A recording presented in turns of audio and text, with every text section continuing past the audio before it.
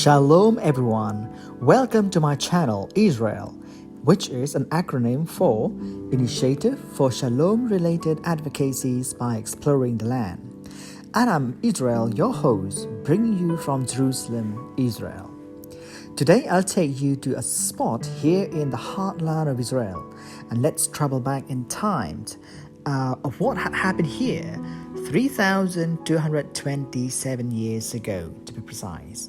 Yes, you heard me right. More than 3,000 years ago, something miraculous happened on this very spot where I am standing now. That story is still reverberated even today in the 21st century. That story pertaining to one famous general, military chief and strategist and successor of Moses named Joshua. There are many people around the world today bearing his name.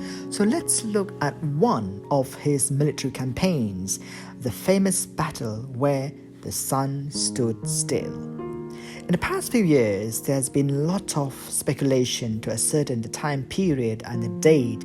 Many calculation and recalculation had been attempted. Thus far, hear what we have.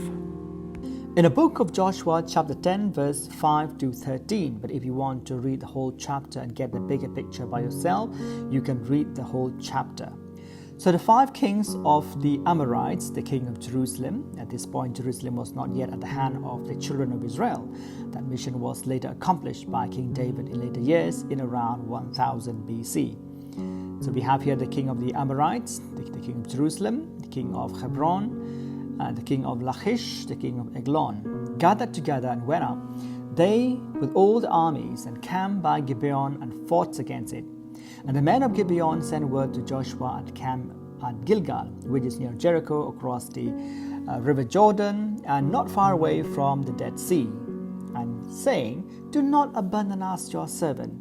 Come up to us quickly and save us and help us, for all the kings of the Amorites that live in the hill country have assembled against us." So Joshua went out from Gilgal, he and all the people of war with him and all the valiant warriors. And the Lord said to Joshua, "Do not fear them, for I have handed them over to you. Not one of them will stand against you." So Joshua came upon them suddenly by marching all night from Gilgal. And the Lord brought them into confusion before Israel, and he struck them down in a great defeat at Gibeon, and pursued them by the way of the ascents to Beth-horon. And he struck them as far as Azekah and Makkedah. And they fled from Israel.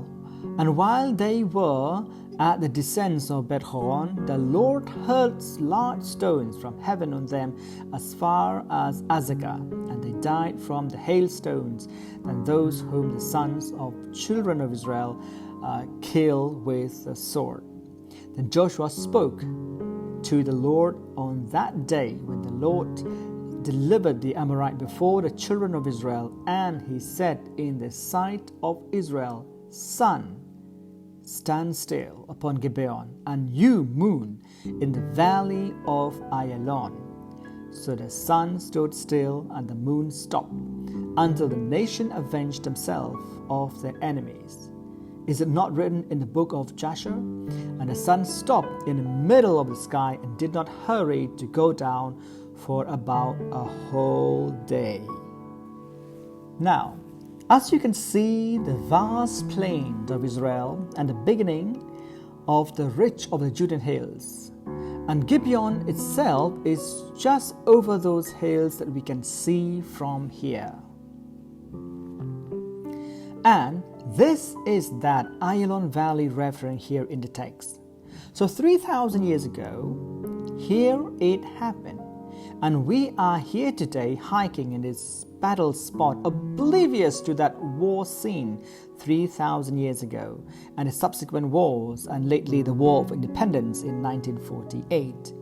Researchers claim that the epic biblical story account occurred on October the 30th, 1207 BC. To put into perspective, it was during the reign of Pharaoh Ramesses the Great and Merneptah of Egypt, his son.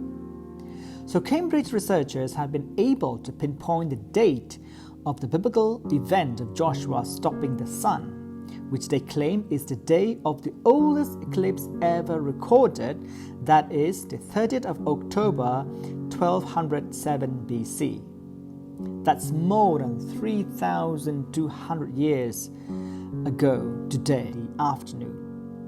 For example, the Menneptah stele, a large inscribed granite block now housed in the Egyptian Museum in Cairo, was carved in the 5th year of the reign of Menneptah and described his defeat of the Israelites in Canaan 2 or 3 years earlier. It's significant in many ways because it reaffirms the existence of the nation of Israel from extra-biblical source and narrative. So if you dispute this claim, the fact remains that yes, there was the battle that took place, fightings between Joshua's army and the other 5 kings, and indeed there was that mysterious occurrence in the heavens during that particular time. Whether you believe it or not, it is subject to personal convictions. However, you cannot deny the fact that it happened here itself, where I am standing, and that is incredible. And look around by yourself and see by your own eyes the very spot where history was etched in the heart of humanity itself. The battle of Joshua against the 5 kings in the 13th century BC, in which Joshua stopped the sun and the moon from moving until he completed his victory. The Emmaus battle between Judah the Maccabee and the Hellenistic army in 165 BC. This is second temple period, in which Judah Maccabee won. That's why we have the Feast of Hanukkah, celebrating even to this very day, commemorating that extraordinary victory. A walk to Emmaus. After this, Jesus was resurrected and appeared to his disciples on the way to Emmaus according to the Gospel of Luke 24. There is a historical village named Emmaus here. Next, the battles between the Israelis and the Jordanian army in 1948 over this very strategic area on the highway to Jerusalem. So these are just a few mentions of the long history that stretched over 3 millennia. As you can see, even today the remnants of war, the War of Independence fought against the Jordanian army, as you can still see this labyrinth of trenches, bunkers, from a vantage position trying to strangulate Jerusalem from the main supply lines of Tel Aviv. Wars have been fought and battles have been won over the millennia, and what we have now is a serene, tranquil and idyllic atmosphere. You can rightly say that out of the bloody wars emerged a paradise. And don't be fooled by this beautiful nature reserve surrounding us here.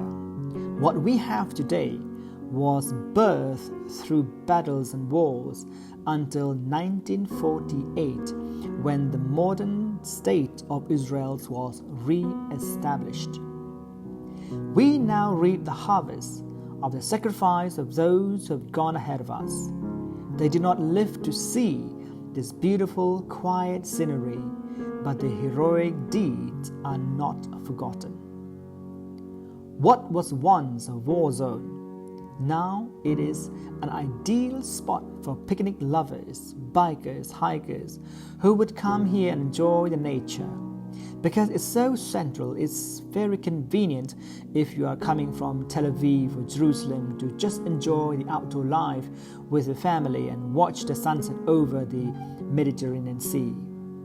Therefore, it is imperative that you should come and bear first-hand testimony of the historical veracity of this land.